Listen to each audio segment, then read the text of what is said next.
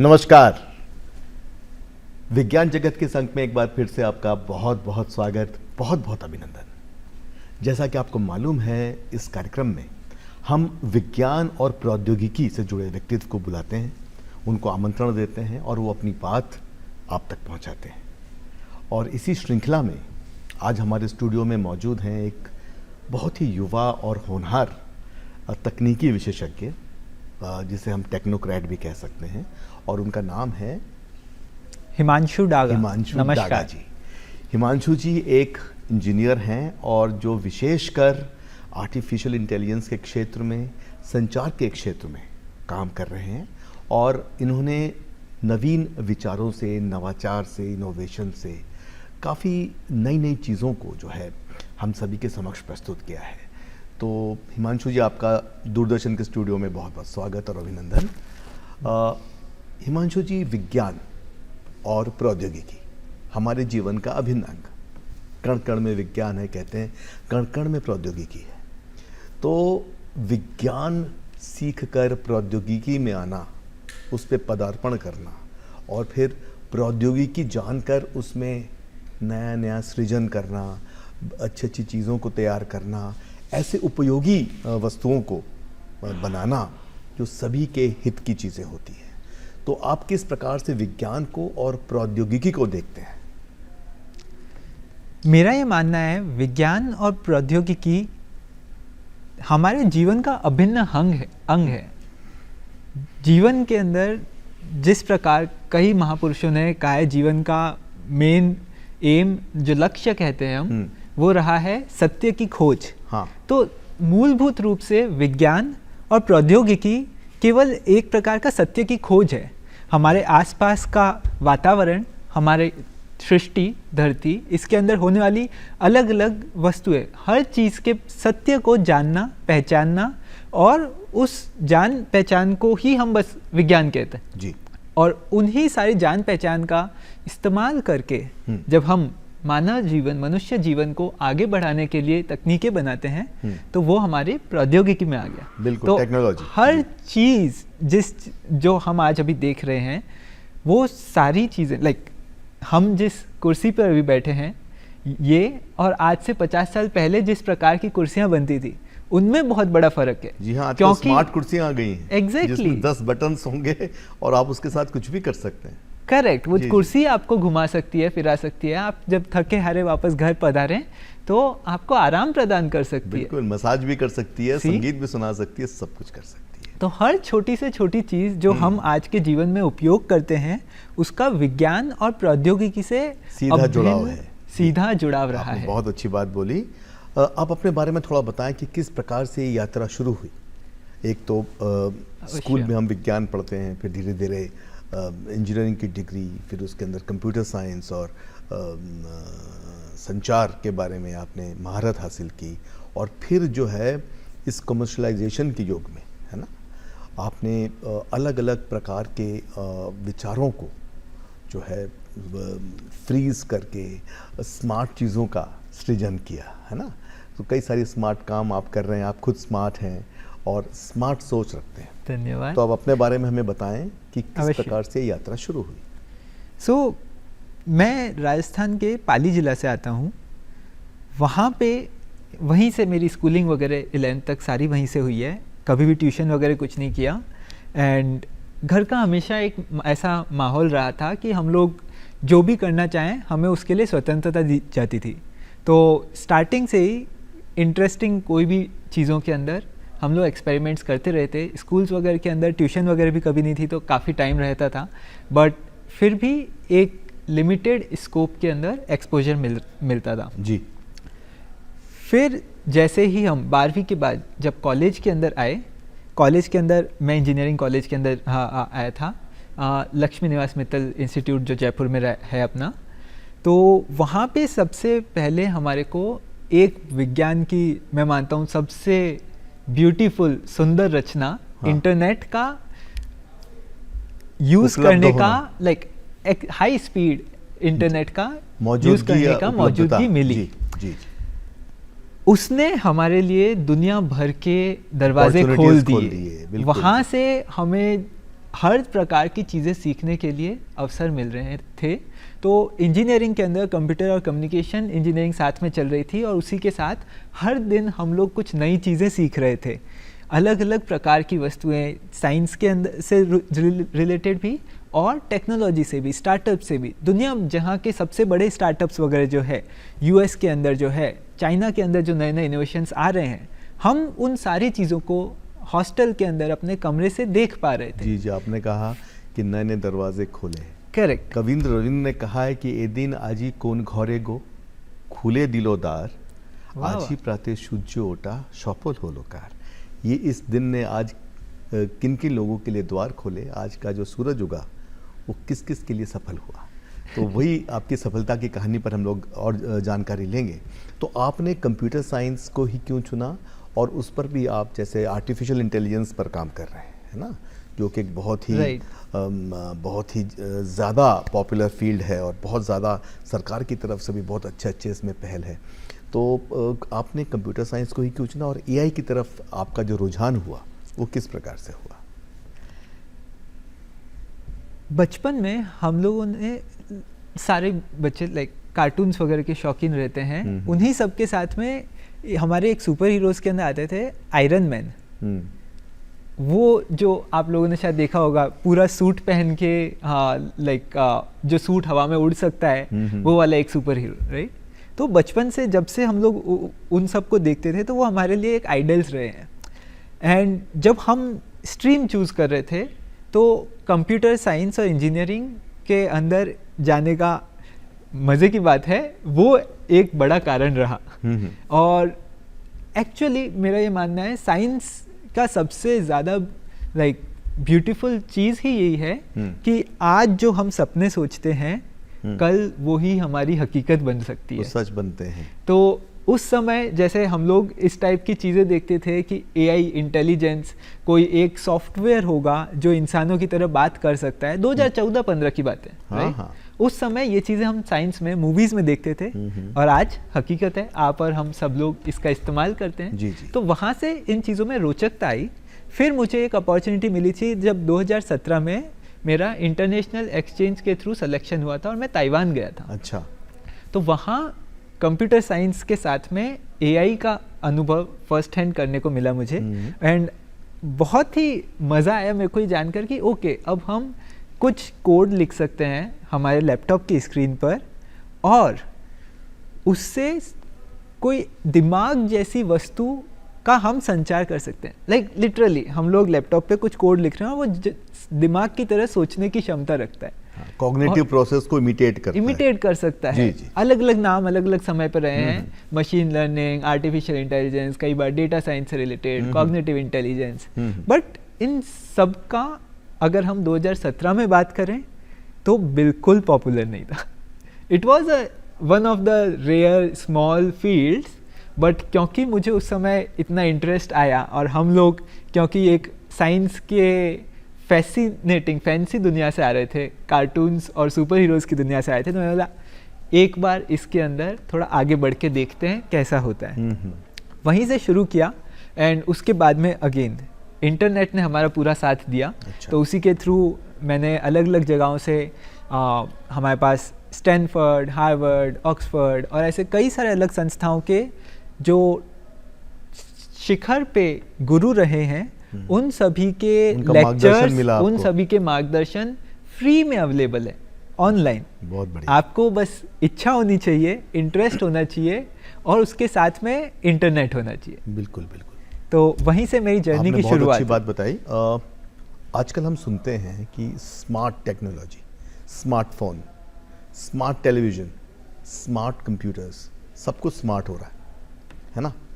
तो ये स्मार्ट चीज़ क्या है? कहीं ये ओवर स्मार्ट तो नहीं हो रहा?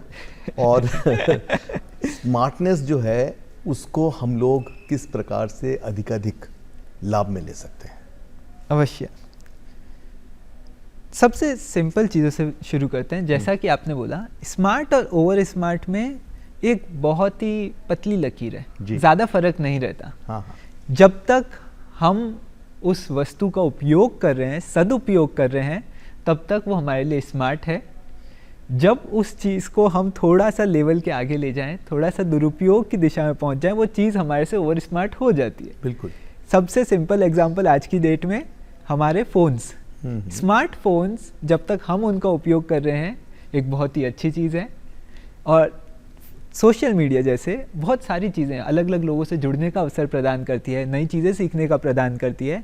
एट द सेम टाइम अगर हम वही सोशल मीडिया में दिन के 8 घंटे बिताने लग जाएं तो वो हमारे से ओवर स्मार्ट हो चुकी है। साइबर क्राइम में भी शामिल कराएगा, करेक्ट, कर देती है। सो सारी चीज़ों के साथ यही है, स्मार्ट और ओवर स्मार्ट में हमारे को हमारी स्वयं हम लोग साइंस के अंदर अभी आर्टिफिशियल इंटेलिजेंस डेवलप कर रहे हैं, उसका मूलभूत सोर्स रहा है हम मनुष्यों के पास जो रियल इंटेलिजेंस है। हाँ। अगर हम उसको छोड़कर केवल उसी पर निर्भर होने लग जाएंगे अनर्थ हो जाएगा, तो अनर्थ होगा एंड वो ओवर स्मार्टनेस हो जाएगी। बिल्कुल। तो हम लोग इस पे बात करेंगे। और आर्टिफिशियल इंटेलिजेंस आपके हिसाब से क्या है? हमारे जो आम दर्शक हैं उनके लिए आप किस प्रकार से आर्टिफिशियल इंटेलिजेंस को परिभाषित करेंगे?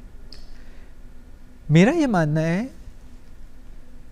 हमने पूरे एज अ देश पिछले 10 साल में बहुत उद्धार किया है इन टेक्नोलॉजी। हमारे पास आज की डेट में ऑनलाइन ट्रांजैक्शंस हर कोई कर सकता है, एक बटन दबा के आप ऑनलाइन चीज़ें मंगा सकते हैं, कैब्स बुक कर सकते हैं। तो बहुत सारे इनोवेशंस हुए हैं, खाना आप बटन दबाए आता है। पर उसी समय पर एक टेक्नोलॉजी के अंदर डिवाइड भी पैदा होता गया है। हमारी जनरेशन, युवा पीढ़ी इन सारी टेक्नोलॉजीज को बहुत ही आराम से अडॉप्ट कर रही है, यूज़ कर रही है। एट द सेम टाइम जो हमारे से जस्ट ऊपर वाली जनरेशन है उनके लिए ये चीज़ 40s-50s की एज में जो लोग हैं उनके लिए ये चीज़ ज़्यादा कठिन है, और उनके और ऊपर जाएं तो वो लोग आज भी इसको यूज़ नहीं कर पाते। AI मेरी दृष्टि में एक ऐसी संरचना है धरती पर जो इस टेक्नोलॉजी का डिवाइड जो क्रिएट हो रहा है इसको नष्ट करने के काबिल है। ये वापस से वो सारी चीज़ों को नेचुरल बनाने के लिए कारगर है। तो हम ऑनलाइन आज की डेट में, अगर एक एग्जांपल लेते हैं, ऑनलाइन आज की डेट में अगर आपको फल व सब्जियां ऑर्डर करनी है तो आप अपने फ़ोन पे जाएंगे, कोई कंपनी का ऐप खोलेंगे, उसके अंदर आप उनको सेलेक्ट करेंगे क्या क्या फल व सब्जियां, एक एक को लिख कर, और फिर कितनी क्वांटिटी चाहिए वो सब डालेंगे, एंड कई और स्टेप्स आप फॉलो करके फाइनली एक ऑर्डर प्लेस करने जाएंगे। पर आपको तो बस आलू टमाटर ऑर्डर करना था ना। क्या ऐसा हो सकता है कि आप बस अपने फ़ोन पे बटन दबाएं या अपने चश्मे या कोई भी एक स्मार्ट डिवाइस पे ऐसे बटन दबाकर बोलें कि भैया 2 किलो आलू 3 किलो टमाटर हमारे घर भिजवा दो? क्या वो इंटेलिजेंस हमारे पास 10-15 साल पहले थी? फ़ोन पे इसी तरह ऑर्डर किया करते थे लोग किराने वाले से। AI आज हमें ये अपॉर्चुनिटी प्रदान करता है कि हम वापस सेम चीज़ कर पाएँ, और इस प्रकार जब हम ऑर्डर करने जा रहे हैं कोई डिवाइड नहीं है। ये एक नेचुरल तरीका है टेक्नोलॉजी का इस्तेमाल करने का। तो AI का सबसे बड़ा इम्पैक्ट मैं ये मानता हूँ कि ये सभी लोगों को सारी प्रकार की टेक्नोलॉजीज इस्तेमाल करने का सबसे नेचुरल इंसानी तरीका प्रदान करता है। जी, आपने बहुत अच्छी बात बताई। लेकिन AI के साथ साथ आपको ये भी देखना होगा कि आपकी जो ई रेडीनेस कहते हैं हम लोग, जो इसकी ट्रेनिंग है, शिक्षा है, क्योंकि AI के एल्गोरिथम्स जो होते हैं, साथ में मशीन लर्निंग है, नेचुरल लैंग्वेज प्रोसेसिंग होती है, जैसे हम लोग कई बार LLMs भी कहते हैं, लार्ज लैंग्वेज मॉडल्स हैं। हमारे देश में भाषिनी बहुत अच्छा मल्टी लैंग्वेज में काम कर रही है, भाषिनी है, विविध है ना, अलग अलग प्रकार के AI as a service, face recognition as a service. AI अच्छा है, लेकिन AI के साथ साथ उसका प्रशिक्षण, क्योंकि कई ऐसे व्यक्ति हैं जो ज़्यादा उम्र के अंदर प्रशिक्षित नहीं हो सकते, उनके पास वो सीखने की शक्ति या काबिलियत की कमी रहती है। ऐसी स्थिति में अगर हर चीज़ को हम AI से रिप्लेस करेंगे तो क्या ये तर्कसंगत होगा? हमारी चर्चा में कुछ देर पहले हमने एक बात करी थी स्मार्ट AI और ओवर स्मार्ट AI की। जी। मैं वापस वही बिंदु अभी दोहराना चाहूँगा कि जी हाँ, क्या हम हर चीज़ को रिप्लेस करने की कोशिश करेंगे तो अवश्य तर्कसंगत नहीं होगा। पर हमारा गोल अगर ये है कि आज घर पे बड़े बुजुर्ग जो घर से बाहर ज़्यादा आसानी से नहीं जा पा रहे, सब्जी मंडी जाकर सब्जियां नहीं ला पा रहे, उन्हें हम एक सुविधा प्रदान करना चाहते हैं कि वो बस अपने फ़ोन पे बटन दबा के सामान मंगा सके। एक बहुत ही सिंपल चीज़ है। हाँ। तो इस प्रॉब्लम का निवारण AI कर सकता है, तो इसलिए हम इसका अडॉप्शन करना चाहेंगे। AI 100 और चीज़ें कर सकता है, पर हम उनको वो 100 चीज़ें सीखने की ज़रूरत नहीं है। उनके वास्तविक जीवन के जी बहुत अच्छी बात बताई आपने। एक बहुत ही अच्छा जो है कार्य किया है, जो कि चश्मे को स्मार्ट बनाया। मतलब एक चश्मा केवल देखने के लिए नहीं, केवल पढ़ने के लिए नहीं, उसके अंदर आप जो है पूरा चिपसेट पूरा आपने सेट कर दिया और AI को भी आपने उसके अंदर शामिल किया। वो ये पूरी प्रक्रिया के बारे में थोड़ा हमारे दर्शकों को बताएं। अवश्य जी। सबसे पहले मैं बताना चाहूँगा, जो आपने चश्मों की बात करी, जैसे ये जो चश्मा अभी मेरे पहना हुआ है, ये वही चश्मा है जिनकी सर बात कर रहे हैं। अभी तक शायद आप लोगों को पता भी नहीं चला होगा, ये साधारण सा नॉर्मल दिखता हुआ चश्मा एक्चुअली एक स्मार्ट चश्मा है। इस स्मार्ट ग्लास के अंदर मैं गाने सुन सकता हूँ, लोगों से डायरेक्ट बात कर सकता हूँ बिना कोई भी ईयरफोन वगैरह कुछ भी लगाए, एंड हम AI से भी पूरी चर्चा कर सकते हैं। एग्जैक्टली। और अगर ये पहन के आप सड़क पर घूम रहे हैं, कोई रिस्क नहीं है, आपके कान खुले हैं, एंड घर पे अगर पीछे से पेरेंट्स बच्चों को बुला रहे हैं तो वो भी आवाज़ आएगी। तो इन्हीं सब के साथ में, जैसा मैंने बोला, टेक्नोलॉजी डिवाइड करने के लिए नहीं है, टेक्नोलॉजी हमारे नेचुरल जीवन में वापस से हमारे को लाइफ के साथ कनेक्ट कर सके। तो उसी विचार के साथ हमने इसको शुरू किया। ये उसी ओर ले जा रहा है। ओवर टाइम हमारा ऐसा मानना है कि इसी के अंदर हम लोग स्क्रीन और डिस्प्ले भी लगा सकेंगे, ताकि हम वो 5-6 इंच की जो हमारे फ़ोन्स हैं उसकी दुनिया से बाहर निकल सकें और कंप्लीटली रियल वर्ल्ड के अंदर जो भी हमारे को रिक्वायरमेंट है, जो भी हमारे को रिक्वायरमेंट है, फ़ोन करना है या कोई चीज़ देखनी है, तो आप वो देखिए स्क्रीन पे, बट उसके अलावा मोस्ट टाइम आप वास्तविक दुनिया के अंदर निकालें। आपने बहुत अच्छी बात बताई। हम देखते हैं कि आजकल जो है, जो तकनीक है, नया ज़माना, नई तकनीक की बात चल रही है, उसके अंदर हम लोग ड्रोन्स का इस्तेमाल कर रहे हैं, मिसाइल्स का इस्तेमाल कर रहे हैं, रॉकेट्स का कर रहे हैं, ड्रोन्स जैसे फॉर एग्जांपल। उसके अंदर भी आजकल AI और मशीन लर्निंग दोनों जो है सम्मिलित किया गया है। तो आप हमें थोड़ा बताएं कि किस प्रकार से हमारे युवा खासकर ड्रोन्स का इस्तेमाल कर सकते हैं, और ड्रोन्स की तकनीक क्या है, और किस तरह से ड्रोन हम सभी को जो है लाभान्वित कर रहा है। अवश्य। ड्रोन्स और UAV, अनमैन्ड एरियल व्हीकल जो हम कहते हैं, फंडामेंटली वो बस एक प्रकार का यंत्र है जो बिना इंसानों का उसके अंदर मौजूद हुए चल सकता है। उसका, आप जैसे वॉर की बात कर रहे थे, डिफेंस की अगर बात कर रहे हैं, तो उसमें मोस्टली लेट्स से कोई भी यंत्र है, हमारा टैंक हुआ, हमारे फाइटर जेट्स हुए, उन सब के अंदर एक सैनिक को साथ में होना होता है जिसके अंदर जान का खतरा रहता है जी। पर अगर वही सैनिक हमारे हेड ऑफिस के अंदर बैठ के कोई ड्रोन को अगर ऑपरेट कर सकें तो उनके लिए ये खतरा काफ़ी कम हो जाता है जी। अगर हम सेम चीज़ का कॉमर्शियल रियल लाइफ के अंदर बात करें, लेट्स से आपने कहीं रेस्टोरेंट से खाना मंगाया है, वो खाना एक इंसान कड़ी धूप में जाके लेकर आपके लिए ट्रैफिक से जूझकर ला रहा है और फिर भी आधा घंटा लग रहा है जिसमें आपका खाना ठंडा हो रहा है जी। अब एक छोटा सा नन्हा सा ड्रोन आपके खाने के पैकेट की थैली हवा में उठाकर सीधा लाके 5 मिनट में आपके घर पर रख दे तो कितना मज़ेदार हो। तो ये कुछ तरीके हुए जैसे ये ड्रोन इम्पैक्ट करता है सरकार की तरफ से भी, भारत सरकार की तरफ से भी स्वामित्व जो कार्यक्रम है, स्वामित्व के अंदर हमने रिकॉर्ड ऑफ राइट्स दिए हैं ग्रामीण आबादी के लिए, और उसके अंदर सर्वे ऑफ इंडिया की तरफ से ड्रोन से सर्वे हुआ, फिर उसकी ग्राउंड ट्रूथिंग हुई, रेवेन्यू डिपार्टमेंट ने इसको तस्दीक किया, फिर लैंड पार्सल बने और लोगों को उनके पट्टे जो है माननीय प्रधानमंत्री जी ने आवंटित किए, उसमें ड्रोन टेक्नोलॉजी यूज़ में ली गई है ना।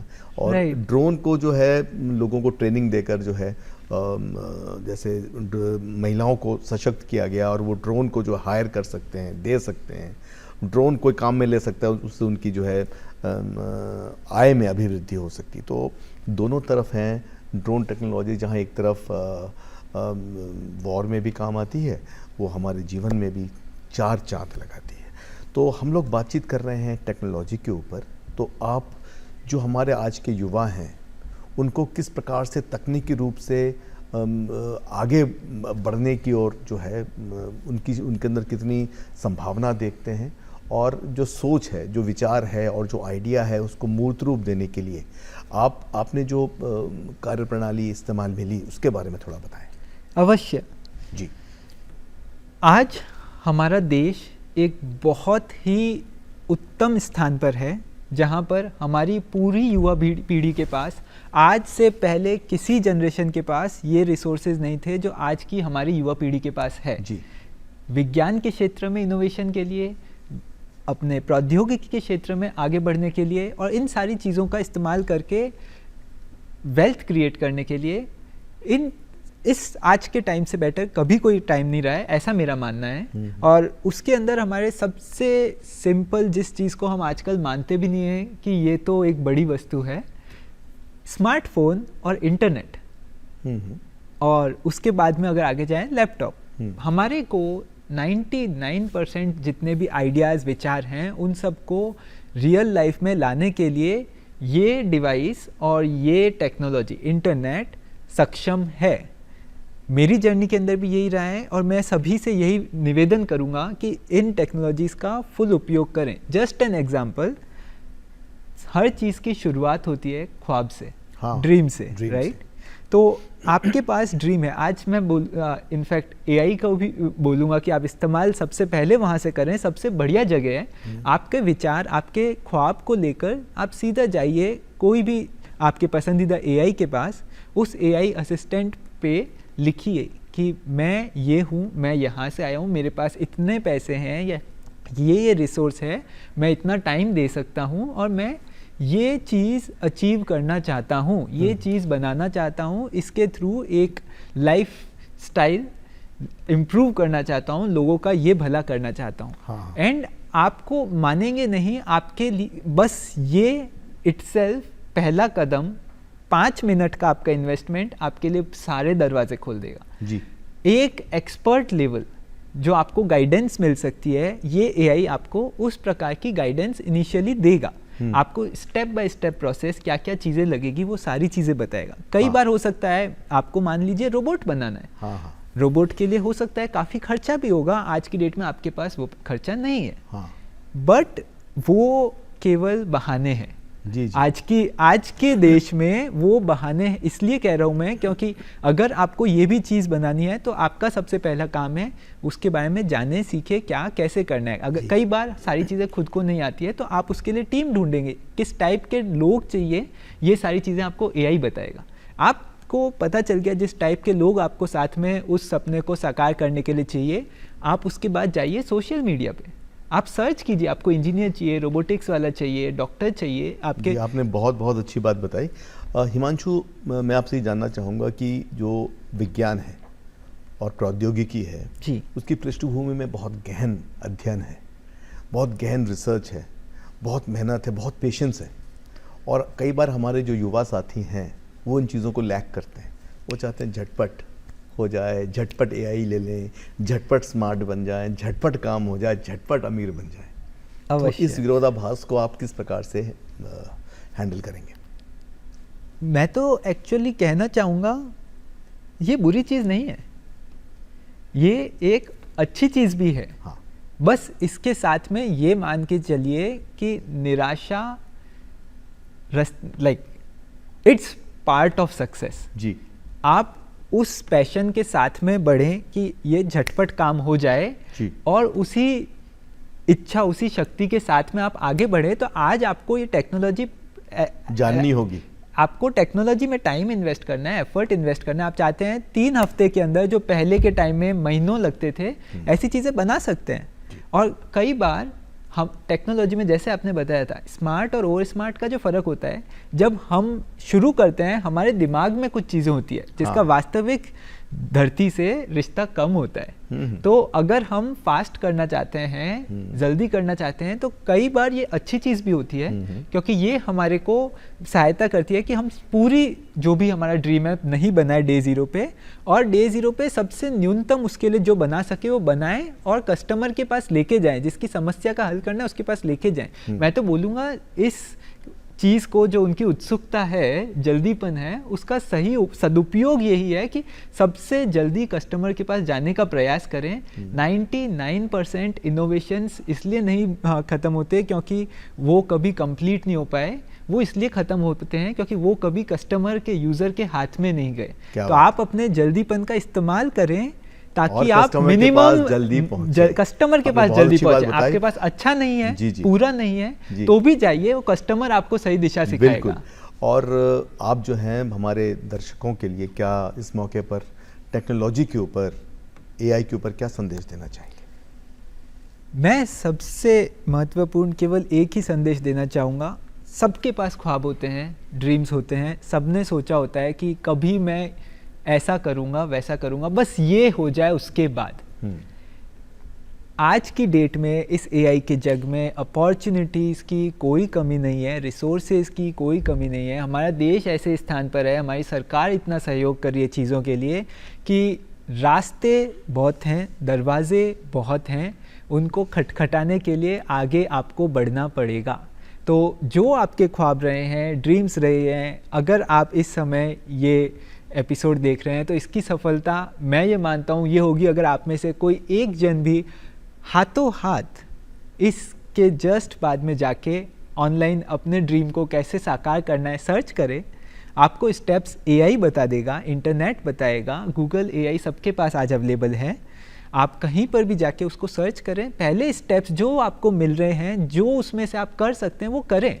आपके पास सरकार की ओर से इतने सारे सेंटर्स हैं जो हेल्प करते हैं, हर स्टेट के गवर्नमेंट के, नेशनल गवर्नमेंट के प्रोग्राम्स हैं, उन सब का आप लाभ ले सकते हैं। पर ये सारे रास्ते, दरवाजे आपको खटखटाने पड़ेंगे, सुपात्र बनना पड़ेगा, तभी अमृत आपके पास आएगा। तो मेरा यही मानना है कि आज का अगर कोई एक चीज़ लोग लेकर जाएं तो वो ये रहेगा कि तुरंत इसके बाद अपने जीवन में अपने ड्रीम्स को अचीव करने के लिए पहले कदम बढ़ाएं। बहुत बहुत अच्छी बातें बताई हिमांशु जी। आप दूरदर्शन के स्टूडियो में आए और इतनी अच्छी चीज़ें आपने शेयर की, आपका बहुत बहुत आभार। धन्यवाद। हिमांशु जी कहते हैं कि अपने सपनों को फॉलो करिए, सपनों को साकार करिए, मेहनत करिए, नए ज़माने, नए तकनीक के साथ चलें, समय के साथ चलें और आगे बढ़ें, और आप भी एक दिन बहुत बड़ा नाम कमाएं। कार्यक्रम से जुड़े रहने के लिए आपका बहुत बहुत आभार। प्रसन्न रहें, मुस्कुराते रहें, इन्हीं शुभकामनाओं के साथ। नमस्कार।